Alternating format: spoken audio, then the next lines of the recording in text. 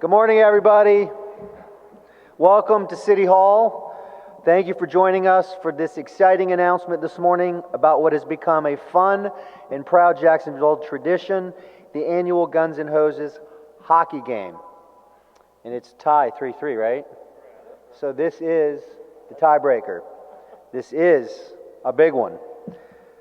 Jacksonville is a community with great love for the men and women who serve at JSO and JFRD. I've always said I have tremendous respect for what they do. Our budgets have reflected that. And then also the heroic efforts of our Jacksonville Fire Rescue folks that happened Saturday night. I mean, just tremendous and a reminder of what they do for our community every single day. For those of you that follow me on Twitter, know that I love sports, particularly football, but with the action that I've seen and come to learn with having our own Jacksonville Icemen here in recent years, I've developed a love for hockey as well. Today we're going to talk about combining those two with support for our first responders and friendly competition in the annual Guns N' Hoses hockey match to be held February 20th at VyStar Veterans Memorial Arena. To talk more about that, please welcome Randy Reeves, someone I've come to get to know and respect as a friend over the last few years with the Fraternal Order of Police. Thank you, Mayor. Appreciate it. Thank you guys for all being here, representing the Fraternal Order of Police here locally. First off, we want to thank the Icemen for partnering and making this a possibility. We also want to thank the volunteers, police officers, the firefighters that put this on. They put a lot of work, a lot of time in, so we greatly appreciate that. This all goes to great causes, raise a lot of money. We have a great support from the community, and we do appreciate the community involvement. So thanks again, and we look forward to a great game. Man who needs no introduction. Yeah, whatever. The other Randy. Again, I want to thank the Icemen right off the bat. When they came into town, it immediately wrapped their arms around us and really started doing business together, and this thing has kind of blossomed.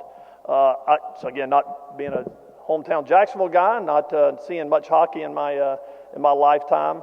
First time we signed up, I said, okay, I'll go there and watch some hockey, and was impressed, right? I mean, we really have, from the fire and police side, some really good hockey players.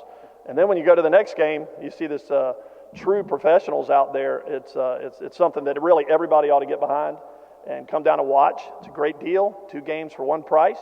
And so again, thanks to the FOP for, we've done several of these things over many, many years, partner up with one another, again, to raise money for our charities. And that's what this is. This really, all this money goes straight to our charities. And I'd be, again, remiss if I didn't talk about our volunteers on the police and fire side, and the Icemen for helping us get through this. So hope to see everybody there tonight, and I'm sure we'll have a good time, and it'll be a good tiebreaker.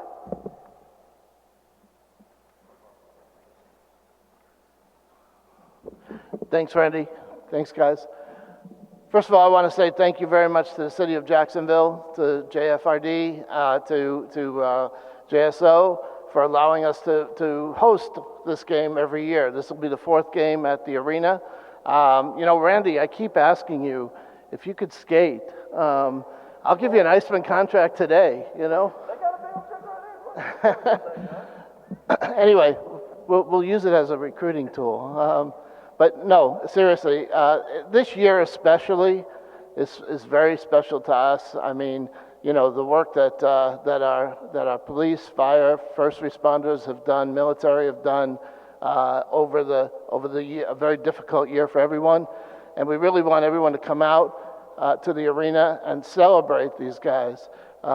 They'll do what they do each and every day, and that is they put it all out on the ice. And we're looking forward to a great game, and then followed by that, a great game from the Icemen. So it's really important that men and women in uniform understand that their elected officials support them, particularly what we've experienced in recent years. And we have here today Councilperson Lana Cumber, our Vice President Sam Newby, and Randy White, always steadfast in your support of men and women with our police and fire. So thank you for being here today. Yeah, we always look forward to the boxing match with everything that happened. It did set us back some on some fundraising for charities, but also what got canceled was some of the charity events too. So it's kind of an offset, but we're looking forward to getting back to it.